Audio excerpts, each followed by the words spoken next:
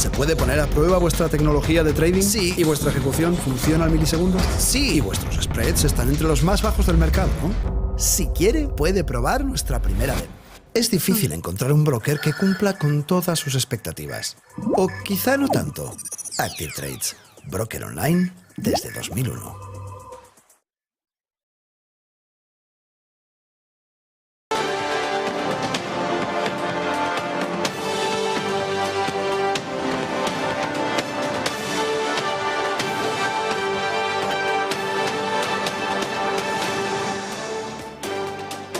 Buenos días, 8 de la mañana, el mundo que este fin de semana ha empezado a entender que está en guerra, el mundo que este fin de semana ha escuchado como uno de los top officials en Estados Unidos decía en una entrevista en la NBC que en 2025 el enfrentamiento no será Rusia-Ucrania, será Estados Unidos-China.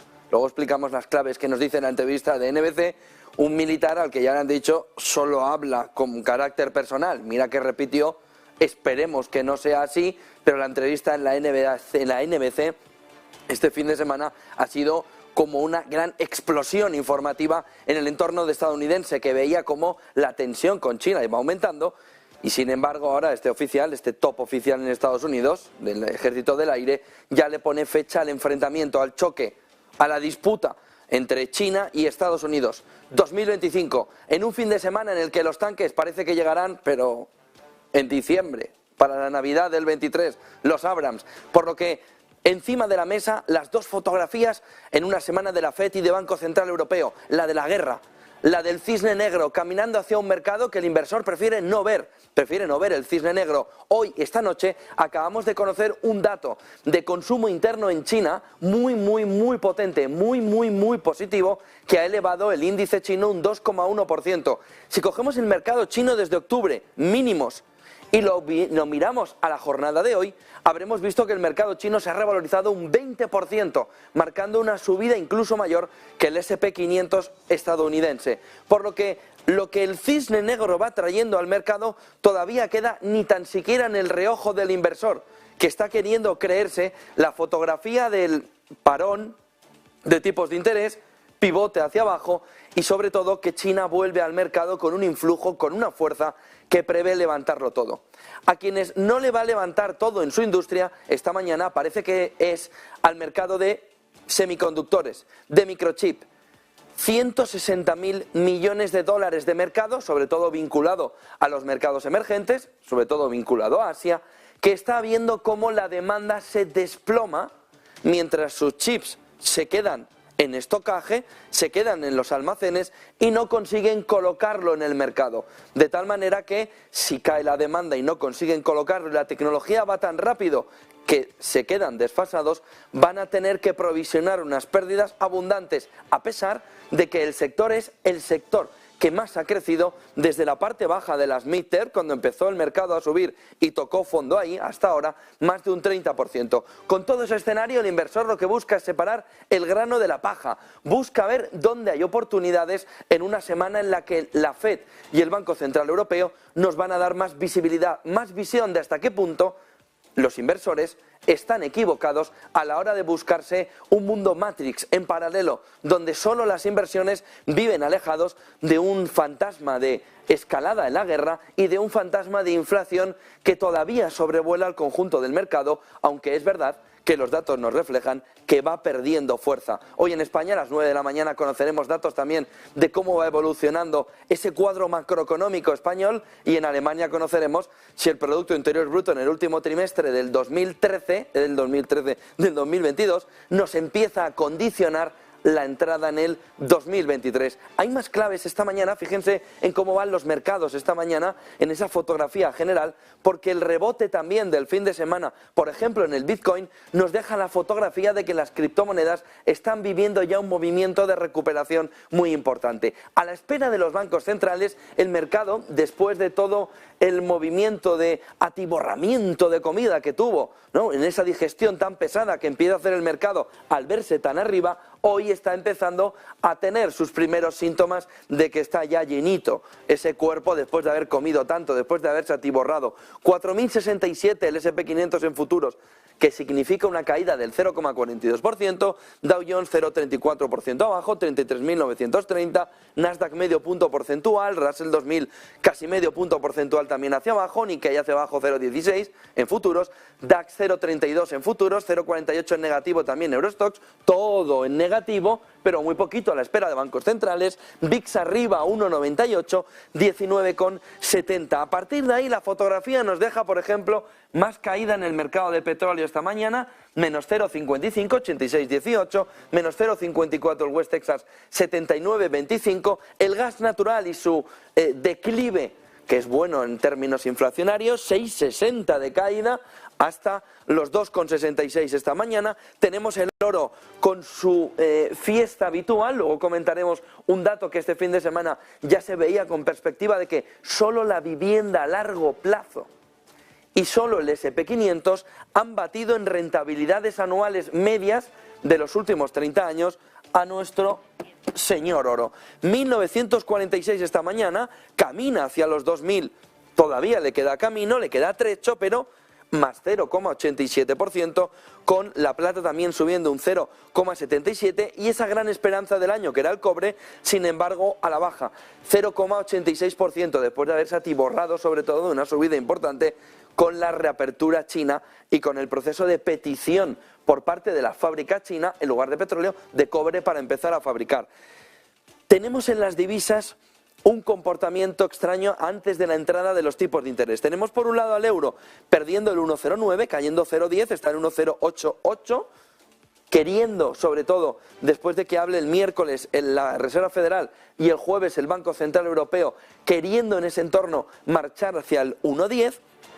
Tenemos al dólar arriba 0,06, 101,78. 5 claves del día en una fotografía en la que empieza a coger cuerpo que el tema de la guerra va para largo, largo, largo, largo, y eso condiciona gran parte también de la estructura del inversor que todavía no está mirando, pero que mirando al pasado sí ha marcado claramente los tempos del inversor, cambiando sobre todo la fotografía de hacia dónde están los productos que en ese momento pueden defender patrimonio. En el fin de semana, como les comentaba al principio, lo que más nos ha saltado es como un alto cargo del Ejército del Aire de Estados Unidos apunta a una guerra China-Estados Unidos en 2025. Lo dijo en la CNBC, pero ¿por qué decía eso este alto cargo del Ejército del Aire en Estados Unidos, que ahora mismo a los mercados que todavía están evitando al cisne negro les empieza a preocupar la fotografía a medio y largo plazo? Miren, dice este alto cargo del Ejército del Aire, ese top oficial del Ejército del Aire de Estados Unidos, que en 2024 hay, por supuesto, esas elecciones presidenciales en Estados Unidos, que coinciden a la vez con las elecciones en Taiwán. En ese entorno tenemos también todo el movimiento en el que incluso Xi Jinping, en octubre, convocó por primera vez y creó ese movimiento, bueno, renovó ese consejo de guerra asociado al presidente chino. Ese consejo de guerra tiene la fotografía puesta en el momento en el que se pueda ver de qué manera, y es 2024, se pueda perder parte de la autonomía, se pueda ver de qué manera se pueden recomponer los equilibrios de poder en Taiwán en unas elecciones que para 2024 China espera tener un influjo muy importante en lo que se vaya a votar.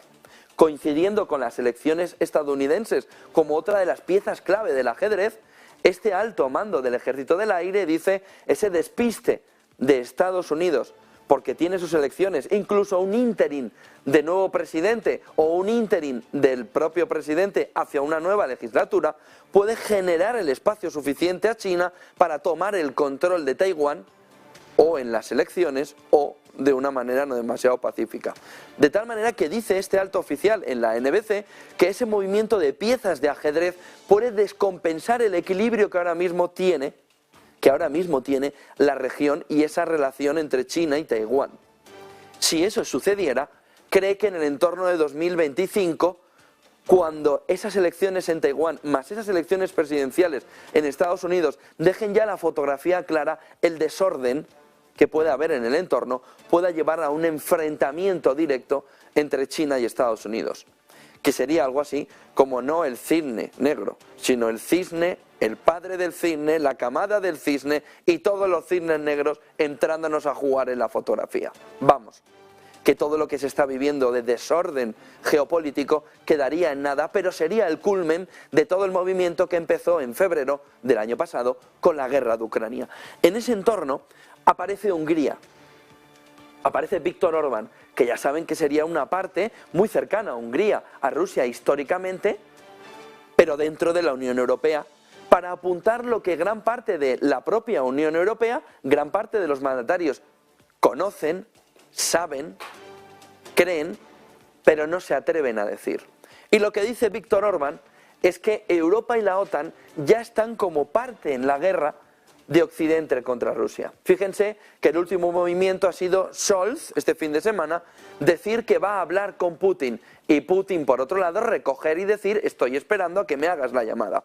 De tal manera que se empieza a ver como el eje de la negociación se mueve no precisamente en Rusia, que es lo que querría Zelensky, sino que se mueve en Occidente hacia Alemania, para comportarse como ese eje que ahora mismo podría llevarnos, ahora mismo sería muy complicado, a una mesa de negociación. Pero la realidad es que este fin de semana hemos vivido como Alemania lanzaba el guante de Scholz quiere seguir hablando para intentar arreglar la situación y Putin recoger el guante y decir, el Kremlin, decir Rusia, estamos esperando la llamada. Pero fíjense en la siguiente diapositiva y luego volvemos a las claves. Lo que ha dicho Viktor Orbán para decir que Europa ya está en guerra contra Rusia. Dos frases fundamentales que se están analizando a un lado del bloque, Rusia, y al otro lado del bloque, Occidente. Dice Orbán, si envías armas y financias el presupuesto de todo el año de una de las partes del conflicto y consideras enviar más armas cada vez más modernas, entonces puedes decir lo que quieras, pero eres parte de la guerra. Esto ha resonado en Bruselas, pero bueno, con un sonido ensordecedor, sobre todo a los oídos de ¿quién? De von der Leyen, quien está agazapada ahora mismo, geopolíticamente hablando, detrás sobre todo de Alemania, de Macron, Francia y de Meloni, que está jugando en el sur de Europa el papel que nadie pensaba que pudiera jugar por venir, según dice toda Europa, desde la extrema derecha, que es el papel de entender inteligentemente cómo se puede resolver el problema energético en el conjunto de Europa. ¿Qué está haciendo Meloni en este entorno que Orbán dice que todos están mirando a ver el presupuesto? Mientras todos miran a Ucrania, Meloni se está marchando a llegar a acuerdos energéticos para crear en el sur de Europa ese hub energético que sobre todo sirva al sur. Mientras unos, Scholz o Orbán en la contra, intentan discutir cuál es la posición europea, Meloni inteligentemente se está yendo a Libia, Siria, está buscando por dónde hay gasoductos y petróleo suficiente para abastecer desde el sur al norte de Europa. Se pueden imaginar que el principal afectado es España, que las va a ver pasar todas. Pero Meloni, junto con el posicionamiento del norte de Europa y Orbán, está buscando agazaparse en otro lado de la fotografía para buscarle a Europa la solución energética y servírsela hacia el norte. Mientras el resto de socios están en esta pelea.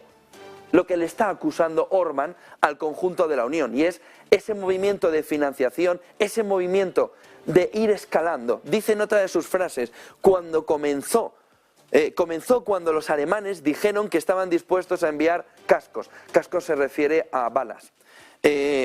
Ahora estamos en tanques de batalla. Dice Orbán, un tanque Leopard no es defensivo. Un tanque Leopard es profundamente ofensivo, de tal manera que si tú estás dando armas para defenderte, un tanque estaría haciendo lo contrario, estaría buscando la ofensiva, de tal manera que lo que dice Orbán, ya estamos en tanques de batalla y ya están hablando de aviones. ¿Qué es lo que dijo el otro día Stoltenberg? No estamos en guerra en la OTAN con Rusia porque no hemos mandado ni soldados ni aviones. Pero Orbán, en el este fin de semana, lo que nos comentaba es, o lo que apuntaba en una entrevista es, oye, que los tanques no son precisamente defensivos. Las baterías antiaéreas son defensivas. Los tanques son ofensivos a más no poder. Sobre todo si juntas a un Leopard y a un Abrams en la fotografía para combatir contra un Panzer, contra un tanque ruso desde un Panzer alemán. Volvamos a las claves, porque la fotografía viene muy marcada en una semana de FED y de Banco Central Europeo por ver de qué manera el mercado empieza a desconectarse de este entorno, aunque sea el principal problema que pueda tener en el cortísimo plazo. El otro punto que les comentaba es cómo Rusia dice que Putin sigue abierto a mantener contactos con Scholz, con el presidente alemán, tras escuchar en el fin de semana de Alemania que quieren hablar por teléfono. Como les decía, la clave fundamental aquí está en que el eje de la negociación se está moviendo. Era una relación Zelensky-Putin, empieza a ser una relación Putin-Scholz. Rusia-Alemania. Lo que, volviendo a la posición que decía Orbán antes, la clave fundamental es que tanto la OTAN como Europa empiezan a ser parte clave, no solo en el conflicto, sino en la resolución del conflicto o en evitar la resolución del conflicto, dependiendo de la postura que tengan. De ahí que Scholz haya lanzado el globo sonda durante el fin de semana: queremos seguir manteniendo la negociación abierta, aunque se siga en guerra. De tal manera que ese cisne negro caminando al mercado tiene determinado influjo o aire en el río que le lleva para el otro lado, que le dice: cuidado, que aquí hay opciones de mesa de negociación. El problema fundamental es que están tan lejos como la llegada de los tanques Abrams a Ucrania, en una posición ahora mismo en la que parece prácticamente imposible, cuando en el entorno de octubre o noviembre hubo la esperanza muy clara de que aquello podía fermentar de verdad en una mesa de negociación. Esto nos conformaría la primera clave fundamental de la semana, mirando a la FED y al Banco Central Europeo, que en lo puramente económico va a ser la clave para entender no solo esta semana, sino el medio plazo hacia adelante. Es decir, ¿dónde es el medio plazo? Hasta la siguiente reunión de la FED y del Banco Central Europeo. ¿Por qué? O Banco Central Europeo y Reserva Federal nos dan un claro forward guidance, es decir, nos dan una visibilidad futura muy clara de cómo va a ser el movimiento de tipos de interés, o no nos servirá solo esta reunión, sino que tendremos que esperar a la siguiente para ver cómo va la continuidad del movimiento de subida de tipos de interés o pausa pivote. La cuarta clave del día en esta semana de la FED, en la que vemos FED y Banco Central Europeo, está en intentar entender miércoles y jueves si hay más subidas, hasta cuándo son las subidas a los dos lados del Atlántico. Todo parece indicar que a uno de los lados la FED no hará más subidas en el cortísimo plazo, que podría hacer esta última subida de 25 puntos básicos, como ya les anunciamos en negocios que se veía en el entorno de la FED hace ya 2 semanas, 0,25 y pausa, ver y decidir, y el Banco Central Europeo quiere llevar el euro al entorno del 1,15, 1,20. ¿Qué sucede? ¿Cómo puede llevar al euro al entorno del 1,15, 1,20? Siendo un salvaje en la subida de tipos de interés. Si mete un subidón demasiado fuerte hasta el 4%, incluso poniendo en peligro la salud económica de sus propios ciudadanos, que es en lo que ahora mismo estaría el Banco Central Europeo, digamos las cosas tal y como son, porque si no puede parecer que, claro, las decisiones del Banco Central Europeo se toman pues porque son unas élites que están por encima de la economía. No, su impacto va directo a la línea de flotación económica de un ciudadano. Se llama hipoteca, compra de vivienda, se llama encarecimiento, y a la de la empresa se llama encarecimiento de las condiciones monetarias. Oiga, no nos tomen el pelo. Su decisión del jueves, la decisión de la siguiente reunión del Banco Central Europeo, es un puñetazo en el riñón del ciudadano que está viendo cómo le expolian directamente vía impuestos y también vía monetaria, vía fiscal y vía monetaria, todo el dinero y la calidad de vida que tenía en los bolsillos. El problema del sistema de bienestar social se lo están cargando a la limón bancos centrales, en este caso Banco Central Europeo, y gobiernos gastones, que además no sabemos dónde dejan el dinero. Luego entraremos en las palabras de Sánchez de este fin de semana, en la parte final de las claves, después de los gráficos, en la que podemos ver perfectamente cómo el presidente del gobierno español no tiene absolutamente ni idea, ni tan siquiera, de cómo se calcula la subida de las pensiones de los pensionistas, en un claro error entre comparar cómo se calculan en el mes de noviembre y cuál es la inflación media del año. Sánchez tiene en su cabeza que ahora mismo se le ha recompuesto al ciudadano, al pensionista, perdón, el poder adquisitivo que perdió en 2022, algo de lo que está profundamente equivocado. ¿Pero por qué está equivocado? Porque no tiene ni idea de economía. Pero ni idea, ni en una tarde. 8:19, ¿hasta cuándo las subidas de tipos de interés? Ese va a ser el punto clave que hay que mirar. Miércoles FED, jueves Banco Central Europeo. ¿Hasta cuándo van las subidas de tipos de interés? Y ahí el mercado, el inversor dice pronto y rápido, porque la inflación se está desplomando. Viernes conocimos el deflactor del consumo en Estados Unidos, cayó hasta el entorno del 4,5, que es lo que espera el mercado, que continúe sobre todo la inflación subyacente, que es el problema fundamental que ahora mismo se está viendo el conjunto de las economías. Y luego un apunte de inversión muy importante como clave esta mañana, y es que el oro ahora mismo es el rey. El oro ahora mismo se está convirtiendo en el factor fundamental. Mirando, como les decía antes, 30 años hacia atrás, solo S&P 500 y vivienda le aguantan el pulso a largo plazo, 6% anualizado en los últimos 30 años. 8:20 de la mañana, China viene de festival alcista, 2,1% de subida, el dato del consumo interno ha sido muy bueno y al conjunto del mercado le da la fotografía ya de que los emergentes junto con Europa son la gran clave de inversión para el 2023. ¿Por qué? Porque desde el suelo de octubre ha revalorizado el mercado chino ya un 20% su valor. 8:20 de la mañana, Eva Villanueva, en este contexto de bancos centrales, cómo amanece Asia con la mirada puesta en esta China que está ahora mismo rebosante de alegría bursátil. Pues sí, muy buenos días, José Antonio. Tenemos efectivamente esa fiesta, sobre todo los datos que están llegando tras esa festividad del Año Nuevo Lunar que les ha llevado de vacaciones en las principales plazas chinas en la última semana y que ha disparado, de hecho, en bolsa algunos sectores como es el automovilístico, no tanto con el tecnológico, lo vamos a ver en Hong Kong, que sí que está más pendientes de los bancos centrales y ha sufrido ese movimiento. Sí, está mirado también puesta la mirada que esta semana vamos a conocer datos de esa actividad económica, de esos PMI. Se espera un impulso en enero frente a diciembre, pese a que todavía pesa esos impactos, esa ola de casos de contagio de coronavirus, la más alta desde que se desató la pandemia. Con todo esto, lo que hemos visto, comenzando con las plazas, el Hansen de Hong Kong ha caído un 2,72%. Recordemos, ellos ya han cotizado la semana pasada 2 días, jueves y viernes,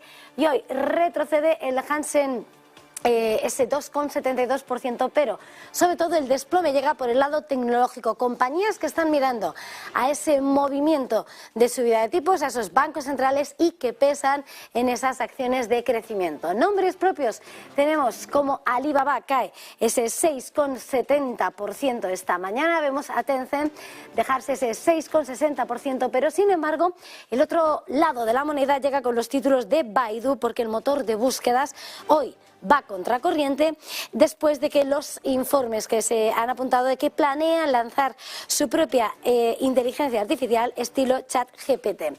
Es el tiempo real de ese mercado de Hong Kong en el que estamos viendo, también saltamos como el índice de Nikkei, avanza tímidamente un 0,19% en una jornada en la que entre los protagonistas tenemos que hablar de Nissan, que cae el 0,68% tras confirmarse lo que se estaba ya señalando en la semana pasada. Finalmente, Renault ha acordado reducir su participación en Nissan en ese marco de reestructuración de la alianza conjunta de ambos fabricantes de vehículos y que ha adelantado esta mañana el diario Nikkei. Las directivas de ambas compañías, ese principio de acuerdo modifica los porcentajes de participaciones cruzadas sobre los que se basa la alianza, así como sobre otras áreas de colaboración como la producción de vehículos eléctricos. Así, la firma francesa baja hasta el 15% su participación en Nissan Motor desde el 43% que poseía hasta ahora. Entre tanto, lo que vemos de cara a los futuros europeos es ese inicio de sesión que viene con caídas del entorno de 0,38 para el DAX y del IBEX también, que viene con 0,33 también de rojo Wall Street. Gracias, Eva Villanueva. Y Bitcoin, desde el cambio del año, desde el turn of the year que dicen los americanos, tenemos ese entorno del 40% de revalorización. Atrás ha quedado la crisis de criptoactivos, que parece que disminuye, por delante el camino de una recuperación que parecía imposible, sobre todo cuando mirábamos en el entorno de las elecciones de midterm en los infiernos a la principal criptomoneda del mundo, el Bitcoin. Todo el sector recuperándose alrededor de papá Bitcoin, buscando sobre todo cómo el endurecimiento de la política monetaria va terminando y cómo esa crisis de criptoactivos parece que ha limpiado el sistema, pero no se ha cargado, no se ha cepillado el sistema por el camino. Ojo Bitcoin, desde el cambio de año, 40% de revalorización. 8:24, gráficos del día. Miren, les animo a que me lo mejoren. Esto de Candriam es, bueno, orito que nos ponemos aquí, como el lingote que trajo el otro día Germán Vega de CMC Metales Preciosos, pues oro puro. Este informe de Candriam que nos hace la fotografía de que estaríamos en un vals de 3 tiempos. Es oro esta mañana. Suelo traer sobre todo Morgan Stanley hasta ahora. Morgan Stanley hay que dejarlo a un lado, al lado de esta joya que hoy Candriam va a presentarle al mercado. Con lo que aquí en Negocios Televisión les estamos poniendo en exclusiva, en primicia, este informe que hoy a lo largo del día va a mover al conjunto del mercado con la visión de que estamos en un vals de 3 tiempos. ¿Cuál? O en el segundo tiempo del vals estaríamos ahora mismo entrando. Miren el siguiente gráfico que nos marca esta mañana la fotografía de cómo estamos ya entrando en el segundo tiempo del vals, según Candriam. Dice, a pesar de un repunte bastante significativo a partir de octubre, los mercados europeos de renta variable, afectados por importantes salidas de capitales desde el inicio de la crisis de Ucrania, registraron una corrección en 2022 del menos 9,5%.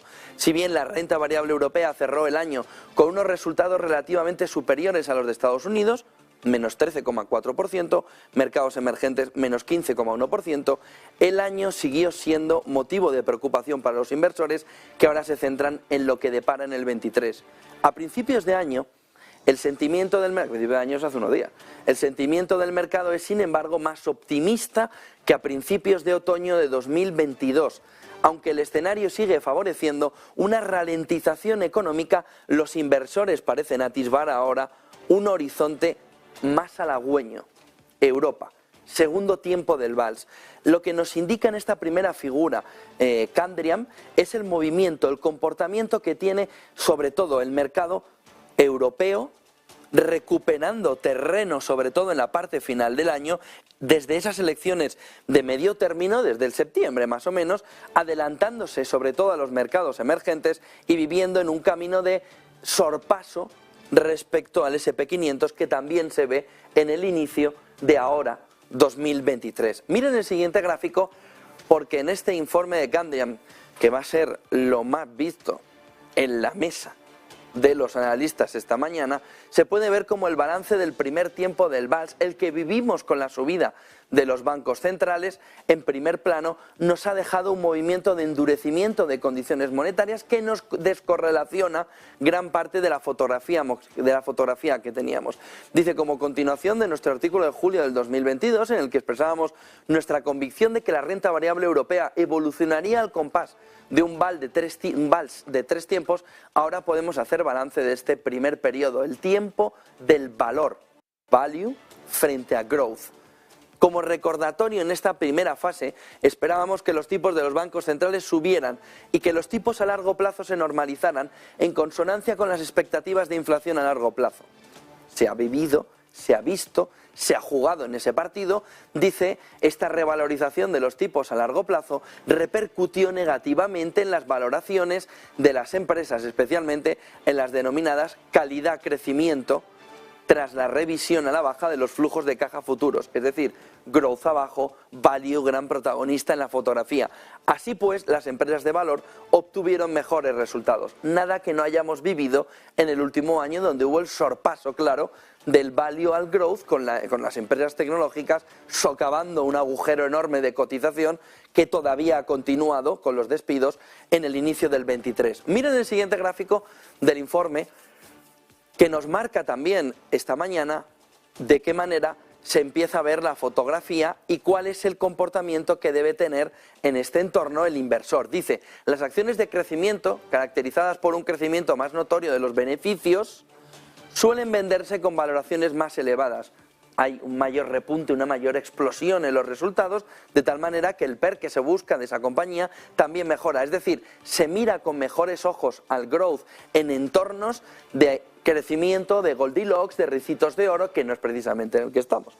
El índice MSCI Europe Growth, el que marca el crecimiento de las compañías de valor, frente a las de valor en Europa, diseñado para representar el 50% de la capitalización bursátil del índice general europeo, del MSCI Europe, se caracteriza por un análisis factorial de crecimiento a largo plazo y corto plazo del beneficio por acción del BPA, el crecimiento actual y el crecimiento histórico a largo plazo del BPA y las ventas. Eso hace que las acciones de valor, no las growth, las que están en los fundamentales de las compañías viendo el crecimiento, que están caracterizadas por un precio inferior en relación con los beneficios, es decir, damos más valor a las acciones de crecimiento que a las acciones que están en los fundamentales, porque estas explotan hacia arriba económicamente hablando y por tanto las valoramos a un mayor PER, a una mayor valoración.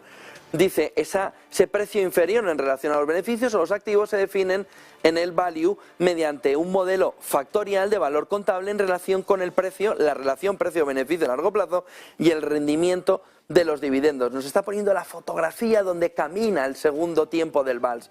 Fíjense en el siguiente gráfico que nos marca esta mañana en este informe de qué manera la inflación genera en ese entorno de segundo tiempo del vals la desaceleración o no a la que nos vamos a enfrentar. Y dice, Camden, creemos que el punto álgido de la inflación ha quedado atrás en su mayor parte, al menos en Estados Unidos, donde ya se observan algunos descensos. Europa parece seguir ya la misma trayectoria, por tanto deberíamos asistir a una aceleración de este descenso de la inflación a ambos lados del Atlántico en este próximo año, en este 2023. Sería imprudente, dice, al menos en Estados Unidos y en algunos segmentos, descartar por completo, ojo, un riesgo de deflación. Lo está diciendo Elon Musk, lo dice Cathie Wood de ARK Investment desde hace meses, dice Ara Cambiam, no se podría descartar por completo. Sería imprudente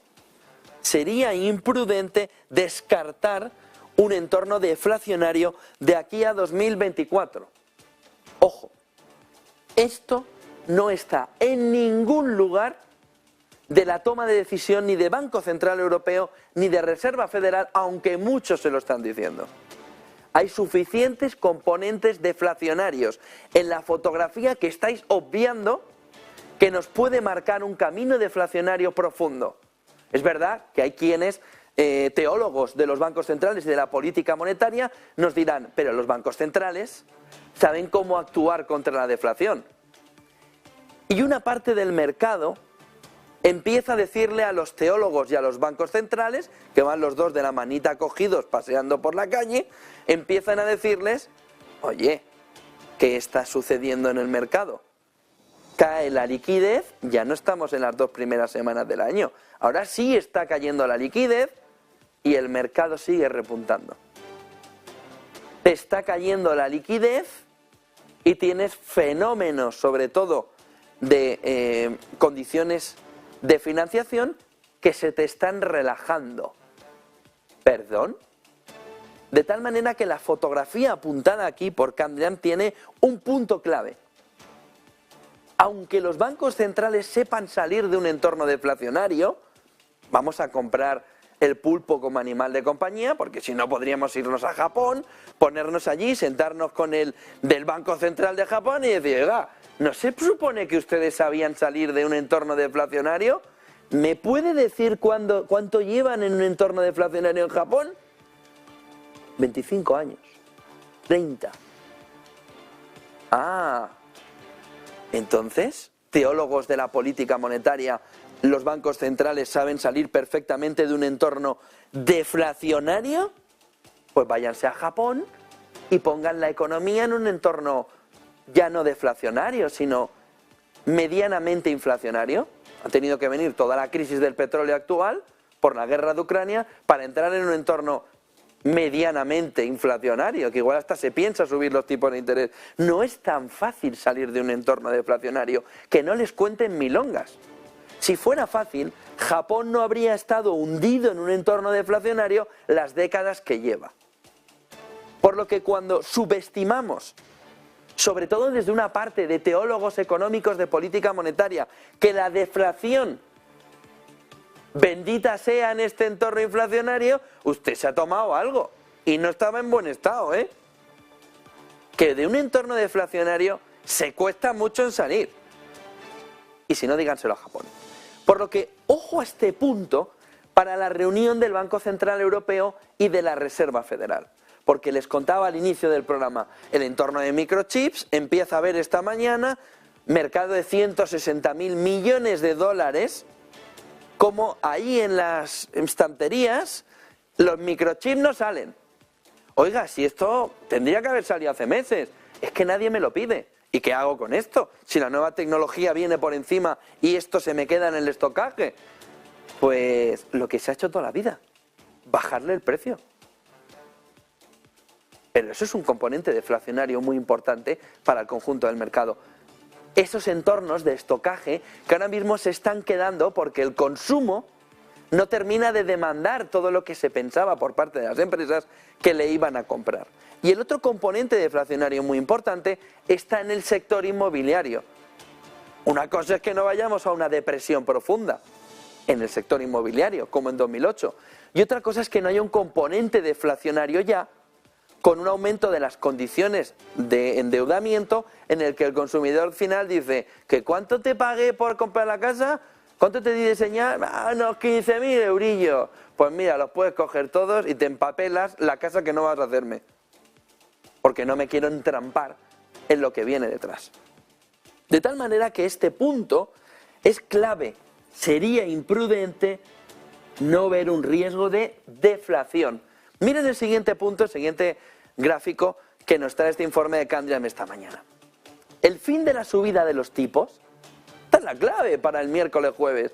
Oiga, yo entiendo que ustedes no lo quieren decir, porque es mucho más fácil marear al consumidor. Oiga, si usted se cree que si en febrero llega Christine Lagarde y dice, bueno, febrero, y dice, oiga, váyanse todos a la hipoteca fija, que vamos a meterle una reona a esto, que lo vamos a dejar en órbita lunar. Por lo que, como yo ya veo, cámbiense a hipoteca fija. Entonces todos los consumidores habrían aplaudido, esta mujer presidenta de Europa o del mundo entero, nos gusta hasta el nuevo orden mundial, si lo preside Christine Lagarde, pero no hizo eso. Lo que hizo fue decir que los tipos de interés no iban a subir. Lo que hizo fue decir que no había componente inflacionario en la economía. Luego lo que dijo fue la cantinera de todo el mundo. ¡Putin! ¡Putin! Pero si había inflación.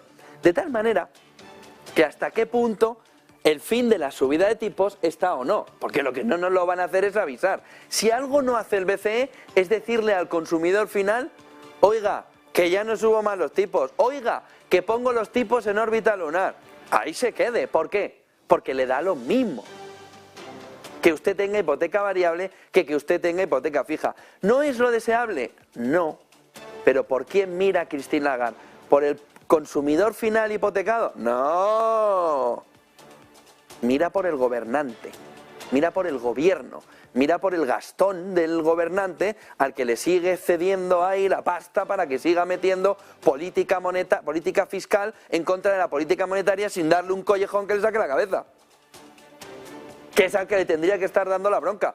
Y sin embargo le está dando la bronca al pobre consumidor final que le dice, pero señora, usted no me podía haber dicho que iba a subir los tipos hasta la luna y más allá. En febrero del año pasado, hace un año, cuando ya tenías la inflación desbocada en Europa. No, porque a Lagarde le da exactamente igual lo que le suceda al hipotecado final. Es más, juega con el hipotecado final en su política monetaria, para restringir el crédito del mercado. Ahora te vapuleo, pero tú dejas de consumir y yo controlo la política monetaria de esa manera. Oye, ¿qué pasa con el gobernante? El gobernante va a estar caminando ahí, cantando, silbando por el campo, como estaban los del G7 en verano, para poner el tope al petróleo ruso, a su bola, porque no le importa al Banco Central Europeo en ese entorno. Es más, cuanto más tenga controlado al consumidor final, en el sentido que menos información tenga, mejor. Si todos se hubieran ido a hipoteca fija en enero o febrero, a unos tipos irrisorios, ahora no tendría el control de ellos, porque estos dirían, a gastar, sin política fiscal que me restrinja, la política monetaria yo ya me la he pasado por otro lado. ¿Qué es lo que dice entonces aquí? ¿Cuándo sabremos el fin de la subida de tipos? Al materializarse nuestra hipótesis, dice Candian principal, de una subida significativa de los tipos de los bancos centrales, creemos ahora que los tipos deberían alcanzar su nivel máximo en el primer trimestre y mantenerse en ese nivel probablemente hasta finales de año. También observamos que sus diversas iniciativas, principalmente la reducción del balance, pero también sus subidas de tipos alimentaron la desaceleración económica. En Estados Unidos ya estamos asistiendo, y seguiremos haciéndolo, a un deterioro significativo del ciclo económico, con una marcada caída del sector inmobiliario, residencial, por una parte alimentada por el importante encarecimiento de las hipotecas, evidente, y por otra, un impacto sustancial en las pymes, a las que se les ha restringido el crédito, que financiadas a muy corto plazo, se verán obligadas a despedir personal bajo la presión de unos niveles de financiación excesivamente elevados. La siguiente parte del asunto, los despidos, entre el 1 y el 2% para encontrar la FED, sobre todo, el daño en el conjunto del sistema. De hecho, como estas pequeñas empresas se financian principalmente con deuda y necesitan más financiación que las grandes empresas, tendrán que recortar gastos, por tanto, personal.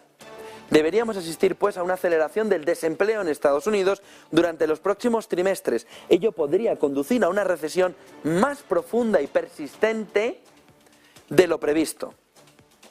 Inevitablemente Europa se verá afectada a posteriori por esta importante desaceleración de la economía estadounidense. Miren el siguiente gráfico que nos marca también si ha llegado el momento del segundo tiempo. Y si ese momento ya lo tenemos aquí, como dice Candian, la clave está aquí, en el énfasis en la calidad defensiva en la cartera. Dice, en vista del impacto neutro de este primer tiempo del vals en la economía estadounidense, pero también en la economía europea, seguiremos viendo serios riesgos para los ingresos, beneficios de las compañías.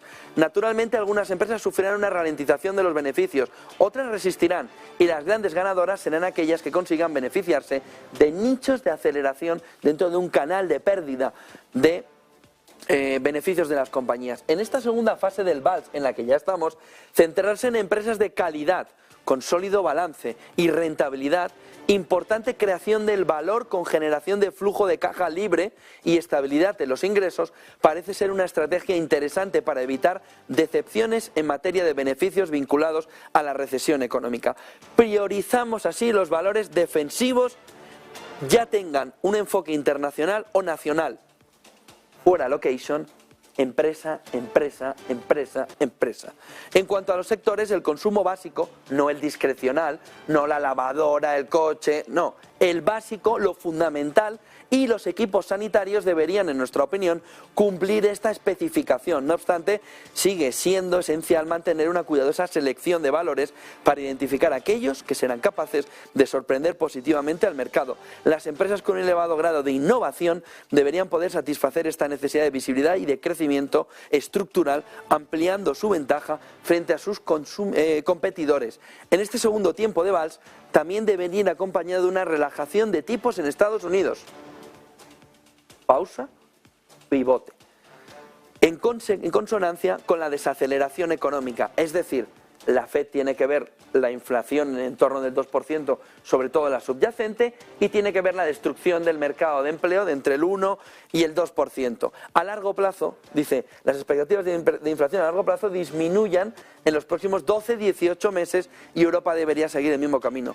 Por último, otro elemento que debemos vigilar es la reapertura progresiva de China, que podría repercutir en el precio de materias primas, en particular del gas natural licuado, que ahora mismo se está hundiendo. Y por tanto, en las finanzas europeas, esto podría a muy corto plazo respaldar a ciertos valores cíclicos, industriales y de consumo con una elevada exposición a China. Sin embargo, dice, no elimina problemas de la crisis inmobiliaria y del gran endeudamiento en los que China seguirá haciendo frente en los próximos años. Miren el siguiente gráfico, que nos marca también la paciencia como parte fundamental para esperar al tercer tiempo del vals. ¿Cuándo es el tercer tiempo del vals? El giro de la FED.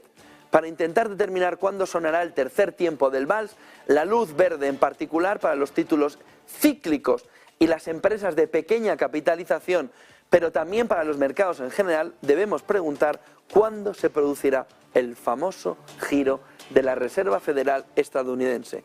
A modo de recordatorio, dice Candriam, y en particular históricamente constatamos que la evolución del mercado y en particular de las cotizaciones de los valores cíclicos se anticipan a la siguiente fase de un ciclo económico entre 6 y 12 meses. Por eso, una parte del mercado ha metido un empujón descomunal hacia arriba.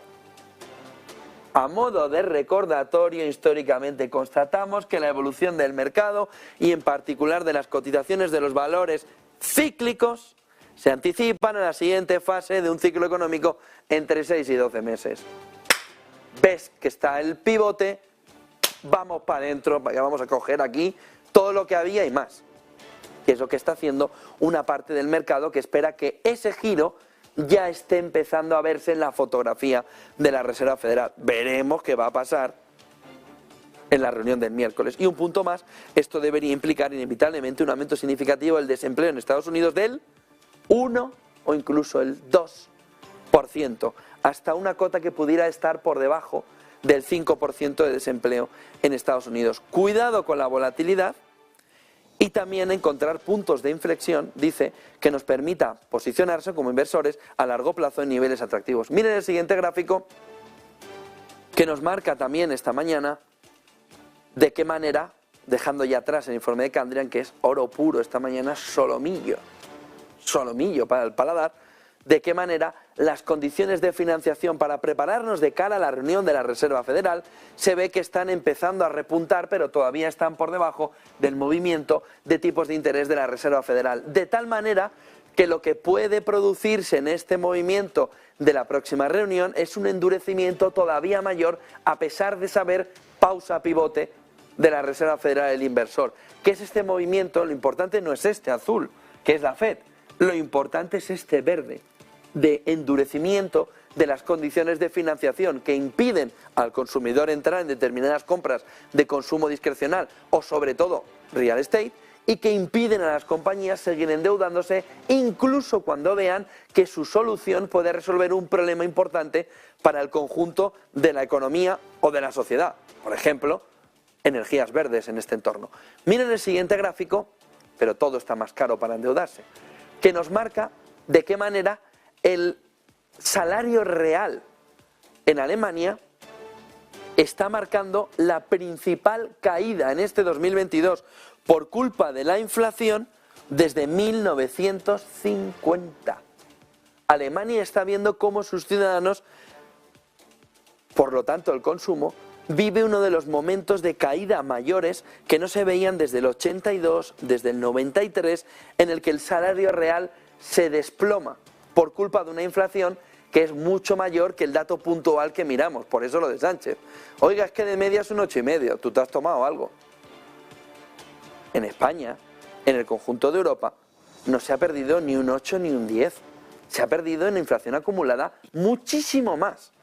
Empezando a hablar por el 25%, que es la realidad de lo que el ciudadano en el bolsillo ve que ahora no tiene, en términos constantes respecto a hace un año y medio.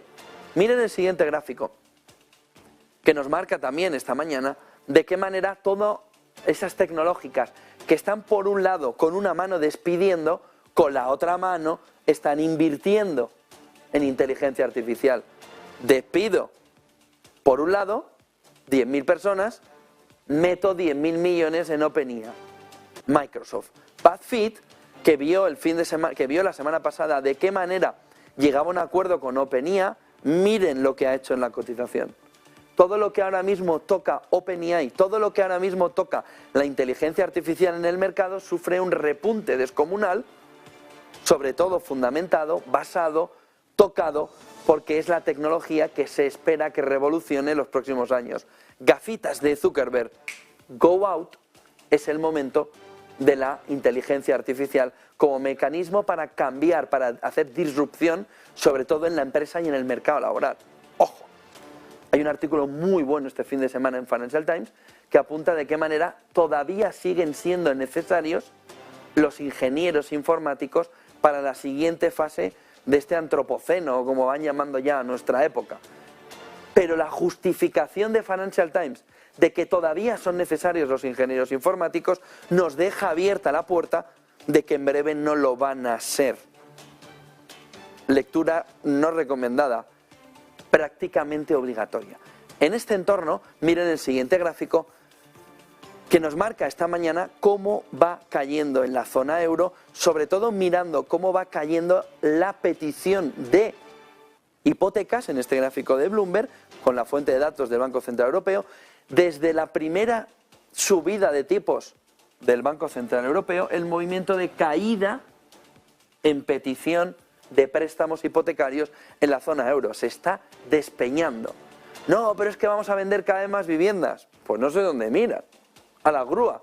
Porque si miran a las peticiones de hipotecas, la cosa no va igual. Miren el siguiente gráfico, que nos marca también esta mañana un punto clave, aunque todavía no tiene reflejo en el mercado, que es la caída de la masa monetaria.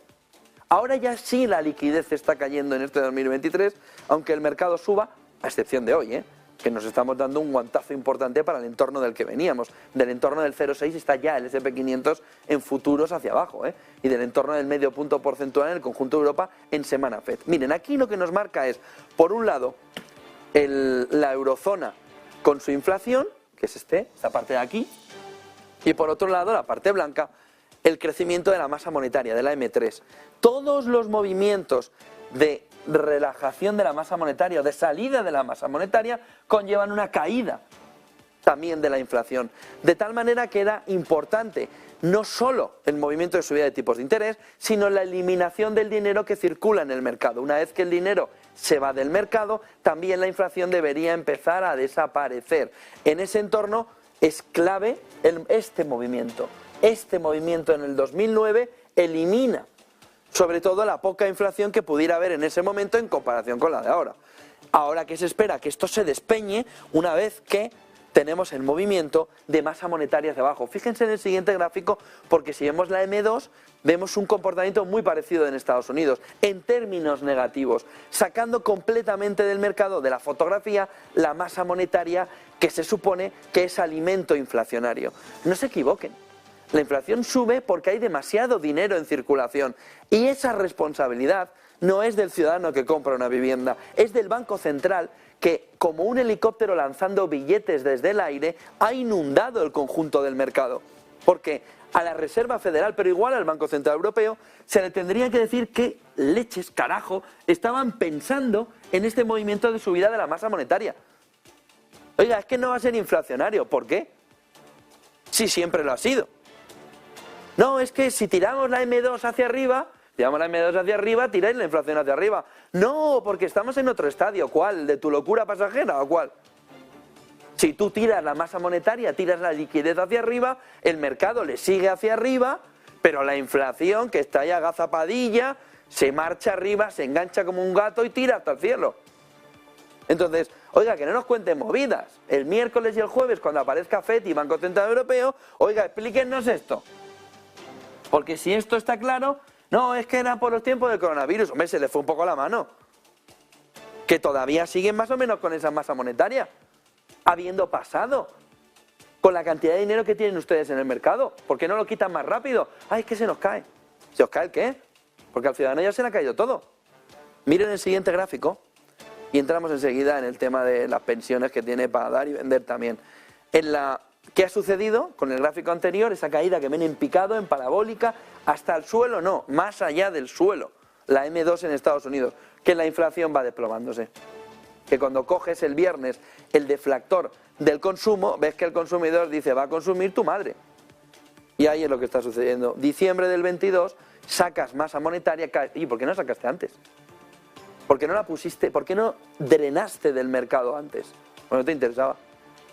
Y porque estabas en tus ensoñaciones, poniéndole la culpa al otro. Miren, entramos ya, yo creo, en el tema no, tenemos todavía una parte más, que sería esta fotografía que nos marca, sobre todo cómo ya se va viendo en China una entrada a bono gubernamental muy fuerte y cómo en esta parte también del dólar frente al resto de monedas se ve la caída importante de la valoración del dólar que le venimos contando desde hace tiempo. Miren los dos siguientes gráficos, el siguiente y entramos en el tema Sánchez, que nos marca también cómo en realidad, si estuviéramos viendo en términos comparables con la balanza comercial al euro frente al dólar, el euro, dice IF, Robin Brooks, estaría en el entorno del 1,5.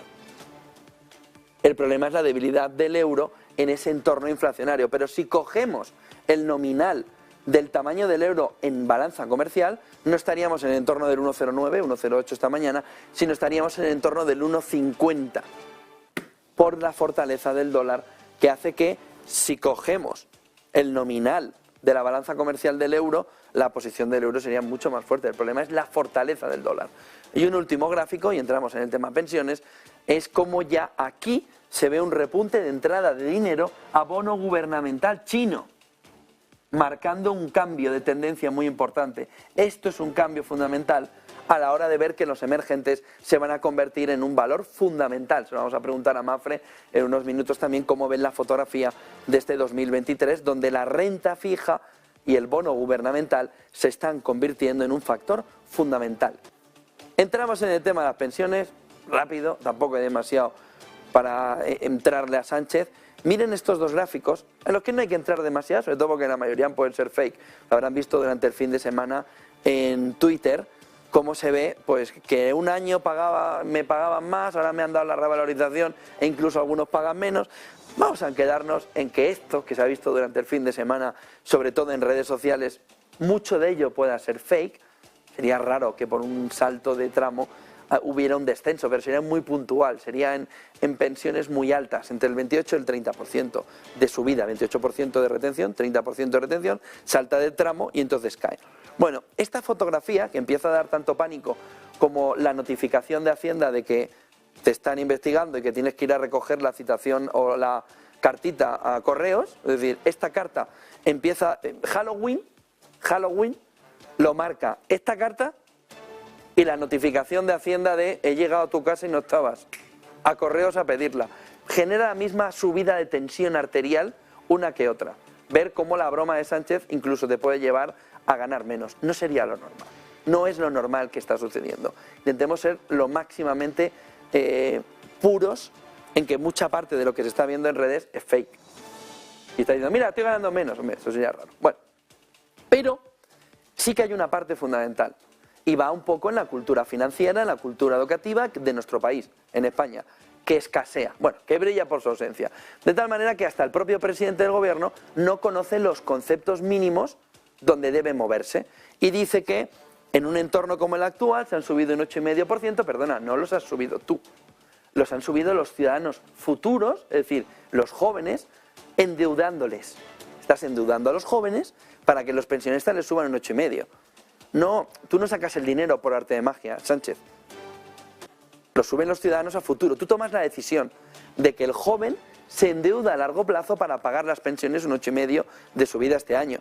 Tú tomas la decisión, pero no lo pagas, ¿eh? Lo paga el joven.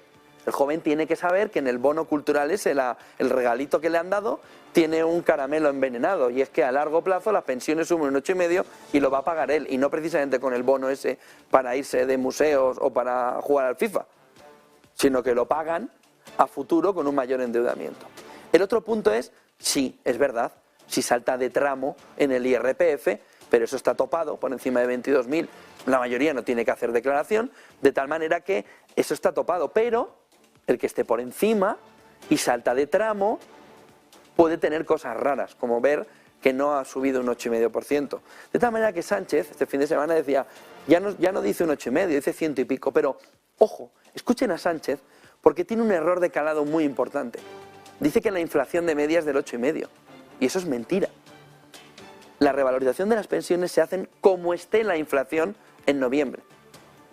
No que sea la media de todo el año, sino que el 8,5% que dimos en noviembre marca la inflación para la subida de las pensiones. Pero no es que la media sea esa, eso es mentira, es fake. Mintió o se equivocó, más probablemente lo primero que lo segundo, el presidente del gobierno el fin de semana, escúchenle. ¿Hicieron ellos en 2013? ¿Sabéis cuánto hubiera subido la pensión en este contexto inflacionario tan complicado derivado de la guerra de Putin en Ucrania? que estamos en el 8,5%, ¿no? de inflación media, me refiero, a lo largo del año 2022. Hubiera subido, lo ha dicho antes Carolina, 2,39 euros. Repito, 2,39 euros. Nosotros estamos subiendo de media a una pensión media de un jubilado o jubilada de nuestro país 107 euros al mes.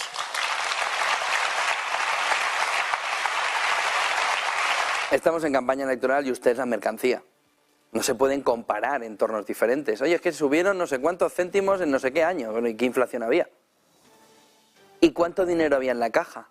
Es decir, lo que es muy llamativo de esto que dice Sánchez es que el irresponsable llama a los responsables a ser también irresponsables. El que sube un 8,5 sin poder hacerlo porque no tiene dinero para hacerlo, que es un irresponsable, mira al resto y le dice, ustedes que son demasiado responsables, dejen de ser responsables, sean irresponsables, porque estamos en campaña electoral, convirtamos todo esto en un mercado persa. ¿Por qué un 8,5 y no un 15%? ¿Por qué un 8,5 y no un 13, un 20? No, porque en noviembre... Bueno, tiene un error gravísimo Sánchez. Escuchen el fragmento pequeño en el que dice que la inflación media del 2022... Pero te has tomado algo. Escuchen esto. Estamos en el 8,5%, ¿no? de inflación media, me refiero, a lo largo del año 2022. Bueno, ni en sus mejores sueños. La inflación media acumulada en el 2022 ha sido un 8,5. Es mentira. Primero, que no conoce cómo se revalorizan las pensiones, lo cual es preocupante porque es el presidente del gobierno que debe estar más pensando en Putin que en las pensiones, que debe estar más pensando en el Consejo de Europa que en el gobierno de España. Pero lo más gordo de toda esta historia está en el entorno de que el propio presidente del gobierno no conoce cómo se revalorizan las pensiones. No lo sabe. Dice, bueno, hemos subido un 8,5 porque ha sido la media. No, perdona, no, ha sido el dato de inflación en noviembre. Es mentira lo que dices. O es mentira, no tienen ni idea, que no sabemos qué es peor. Bueno, lo primero ya lo sabíamos, lo segundo, bueno, también lo sabíamos. Pero el entorno actual lo que lleva es a que el ciudadano, que está ya metido en un mercado persa que se llama captar tu voto, está viendo cómo además le empiezan a contar milongas. Oiga, usted no ha devuelto el poder adquisitivo del ciudadano. Ha subido un 8,5, sí, a costa de los jóvenes, que lo van a pagar a futuro, a 30 años. Van a empezar a ver, ¿se acuerda lo que pague ahora de IRPF? Pues esto se lo debe a Sánchez, por subir las pensiones un 8,5%. 9:01 de la mañana, ¿y la inflación en España qué? Vamos a verlo enseguida. Pero primero apertura del mercado y entramos al detalle de cómo la inflación y cómo el movimiento macroeconómico español empieza a dar una fotografía preocupante.